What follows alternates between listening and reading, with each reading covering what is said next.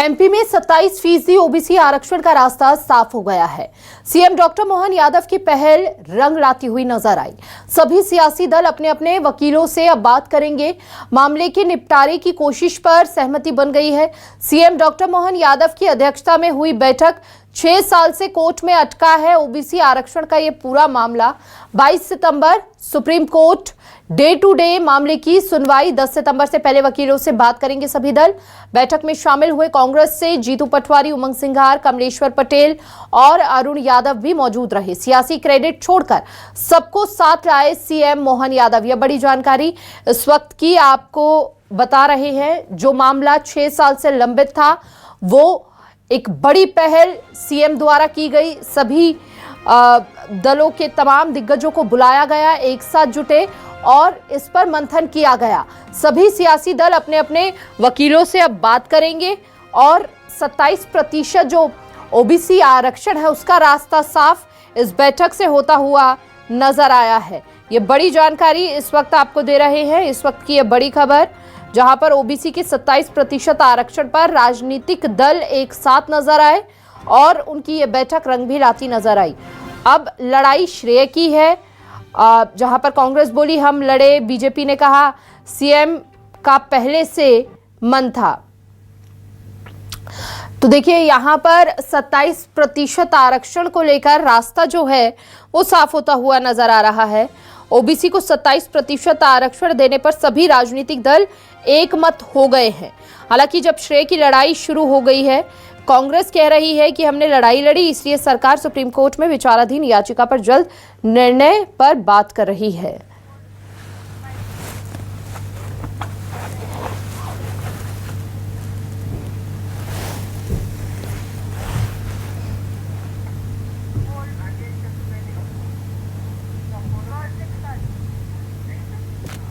आज ये सर्वदलीय बैठक हमारी बुलाई गई थी, जिसमें भारतीय कम्युनिस्ट पार्टी, आप पार्टी, समाजवादी पार्टी, भारतीय इंडियन कांग्रेस, भारतीय जनता पार्टी, हमने सबने मिलकर के हमारे राज्य के ओबीसी वर्ग के आरक्षण को लेकर के जो सुप्रीम कोर्ट में प्रकरण चल रहा है, जैसा कि हम सबकी भावना है, ये चलने वाले कोर्ट के स्टे पर चूँकि कांग्रेस भी और बाकी अपोजिशन पार्टी भी और भारतीय जनता पार्टी भी सबने अपनी विधानसभा में भी इस बात को स्पष्टता के साथ रखा था कि 27% आरक्षण देने में हम यूनानिमस तैयार हैं।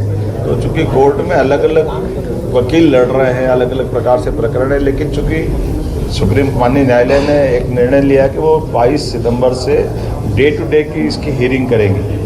ऐसे में डे टू डे की हियरिंग करने में हमारे सब वकीलों का भी मत इकट्ठा आए या वो वकील बैठ करके डिसाइड कर ले कि क्या हो सकता है, वो उस तरह से अपनी लाइन बनाए। हम सब मिलकर के हमारे जो विधानसभाओं के अंदर अलग अलग ने अपनी बात का समर्थन दिया था, उसी बात के लिए दोबारा आज हम सब बैठे भी हैं और एक सर्वदलीय संकल्प हमने भी पारित किया है, जिसके आधार पर ये ओबीसी आरक्षण देने के लिए एकजुटता एक फोरम पर आए और इसी में विधायिका, न्यायपालिका, कार्यपालिका सम्मिलित रहे। इसके क्रियान्वित करने के समेकित प्रयास करेंगे और इससे जुड़े वकीलों को 10 सितंबर के पहले सभी सामूहिक रूप से बैठ करके बात कर ले। क्योंकि ये बात सही है कि जो हमारे अनहोल्ड ये जो 14 और 13% के अभ्यर्थियों का प्रकरण चला है, तो 14% क्लियर हुए लेकिन 13% पेंडिंग है। अगर माननीय न्यायालय जल्दी से इसका निराकरण करेगी, हम सब चाहते हैं कि जल्दी से जल्दी 13% जो बचे हुए विद्यार्थी हैं जिनकी एज लिमिट से भी बाहर हो रहा है, उनको भी इसका लाभ मिल जाए, वो सब नौकरी में लगे।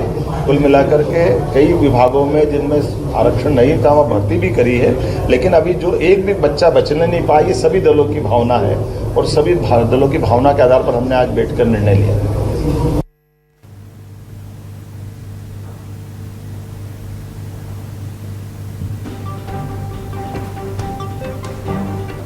तो सियासी क्रेडिट छोड़कर सबको साथ लाए सीएम मोहन यादव इस बैठक के जरिए और सभी दलों की सहमति तो बनती नजर आई, लेकिन अब क्रेडिट की जो होड़ है वो देखने को मिल रही है। 10 सितंबर से पहले वकीलों से बात करेंगे, लेकिन सभी दल और सभी दल बात करके इसी पर सहमति जो है वो जताते हुए नजर आएंगे। आरक्षण पर समीकरण भी आप जरा ग्राफिक्स के जरिए समझिए। इस व्यवस्था पर रोक लगा दी गई थी जहां पर एसटी को 24.2%, एससी को 16%, ओबीसी को 27% और ईडब्ल्यूएस को 10%। तो देखिए, इस पर और ज्यादा जानकारी के लिए state news coordinator Rakesh Chaturvedi ji हमारे साथ जुड़ चुके हैं। राकेश जी, 6 साल की लंबित एक लड़ाई और इस बैठक से रास्ता साफ होता हुआ नजर आया है, लेकिन अभी भी कई सियासी घमासान बाकी हैं। वो बात इस पर आकर अटकेगी क्योंकि कांग्रेस अभी से कह रही है कि लड़ाई की शुरुआत तो भाई हमने कर दी थी और हमेशा से सरकार कहती रही है कि ओबीसी वर्ग के लिए वो हमेशा से उनके साथ खड़े रहे हैं। अब आरक्षण को लेकर जो लंबी लड़ाई है वो तो सुलझती नजर आ रही है, लेकिन श्रेय किसको मिलेगा अब? देखिए, श्रेय को लेकर जो लड़ाई है बीजेपी कांग्रेस की, हम कह सकते हैं कि इस लड़ाई के बीच जो सबसे अहम रास्ता निकाला है वो रास्ता निकाला है मध्य प्रदेश के मुख्यमंत्री डॉक्टर मोहन यादव ने। और ऐसा पहली बार हुआ है जब ओबीसी आरक्षण को लेकर दलगत राजनीति से ऊपर उठकर मुख्यमंत्री निवास में बैठक हुई है। बैठक सर्वदलीय हुई है, न सिर्फ विपक्ष बल्कि हम अन्य राजनीतिक दलों की बात करें जो मध्य प्रदेश में अपना प्रभुत्व रखते हैं, उन सभी दलों के प्रमुखों को बैठक में शामिल होने का आमंत्रण दिया था। और हम तस्वीरों में देख पा रहे हैं कि चाहे वो कांग्रेस हो, चाहे वो समाजवादी पार्टी हो या दूसरे दल हो, सभी दलों ने वहां पर प्रमुखता से अपनी उपस्थिति भी दर्ज कराई है। तो कह सकते हैं कि ओबीसी आरक्षण का जो जिन्न है पूरी तरह से समाप्त होगा। जो बार बार सभी पार्टियां कहती आई हैं कि 27% ओबीसी आरक्षण मिले, और सीएम डॉक्टर मोहन यादव की जो पहल हुई है कि यदि एक विषय पर सभी दल एक हैं तो फिर अलग अलग क्यों, एक साथ आगे बढ़ना होगा। तो हम कह सकते हैं कि न सिर्फ बैठक हुई है बल्कि बैठक में एक बड़ा निर्णय हुआ है। निर्णय ये हुआ है कि 10 सितंबर वो तारीख है जब सभी पक्षों के जो वकील हैं एक साथ बैठेंगे यानी एक बात करेंगे कि हाँ 27% आरक्षण ओबीसी वर्ग को मिलना चाहिए। इसके साथ ही मुख्यमंत्री ने ये भी कहा है कि चाहे हम कार्यपालिका की बात करें या फिर इसमें तमाम पार्टियां हैं, उनको सभी एक मंच पे आना होगा और एक ही बात कहनी होगी कि हाँ मध्य प्रदेश में ओबीसी वर्ग को 27% आरक्षण मिलना चाहिए। अब हम कहें कि सीएम डॉक्टर मोहन यादव की ओर से पहल की गई है, सभी राजनीतिक दलों को बुलाया गया है, मुख्यमंत्री निवास में बात हुई है और बैठक में सभी ने सहमति जताई है। हालांकि हम बैठक के बाहर की बात करें बयानबाजी की तो ये तमाम तरह की बयानबाजी हो सकती है, लेकिन एक बात मानना होगा कि ऐसा पहली बार हुआ है मध्य प्रदेश में जब सरकार इस बात को लेकर सहमत है। पहले से ही लगातार सरकार कहती आई है कि 27% आरक्षण ओबीसी वर्ग को दिया जाएगा। तो ऐसे में पहल भी की गई है और तमाम वो राजनीतिक दल जो साथ में आना चाहते हैं उनको आमंत्रण, खुले में आमंत्रण दिया गया है। बैठक भी हुई है और सहमति भी बनी हुई है। आने वाले समय में जब फैसला हुआ कह सकते हैं उसके लिए बैठक नींव का पत्थर साबित होगी। देखिए, जो एक बेहद प्रमुख बात होती है कि भाई किसी के भी हित की बात हो तो उसमें राजनीति नहीं करनी चाहिए, और इस बैठक से वो नजर भी आया है। राकेश, देखिए, बिल्कुल सीएम डॉक्टर मोहन यादव ने कई बार बयान जारी किया है कि 27% ओबीसी वर्ग को आरक्षण दिलाने के लिए सरकार संकल्पबद्ध है और इसमें जो भी सहयोगी दल साथ में आ सकते हैं उन्हें आना चाहिए। तो ये जो बयान था सीएम का, हम कहें कि उन्होंने उसे अमल भी किया है और सर्वदलीय बैठक बुलाई, मुख्यमंत्री निवास में सबको आमंत्रित किया, जिसमें नेता प्रतिपक्ष उमंग सिंघार भी पहुंचे, कांग्रेस के प्रदेश जीतू पटवारी भी पहुंचे, समाजवादी पार्टी के प्रदेश अध्यक्ष पहुंचे। तो हम कहें कि एक कदम आगे बढ़े हैं और सरकार की ओर से कहा गया है इसमें कोई राजनीतिक श्रेय की बात नहीं है, बल्कि सभी राजनीतिक दल हैं, जो भी राजनीतिक दल चाहते हैं कि 27% ओबीसी वर्ग को आरक्षण मिलना चाहिए वो साथ में आए। साथ में बुलाया गया, साथ में बैठक हुई और अब कह सकते हैं कि सरकार की ओर से पहल हुई है। तो अब वो दिन दूर नहीं है जब ओबीसी वर्ग को 27% आरक्षण का लाभ मिलना शुरू हो जाएगा। बिल्कुल, देखिए बैठक का जो परिणाम है वो सफल होता हुआ नजर आया। अगर बयानबाजी पर भी नजर डाले तो उमंग सिंघार जी कह रहे हैं कि ये तो वो वाली बात हो गई कि कांग्रेस ने घर बनाया और नारियल फोड़कर श्रेय लेना चाहती है सरकार।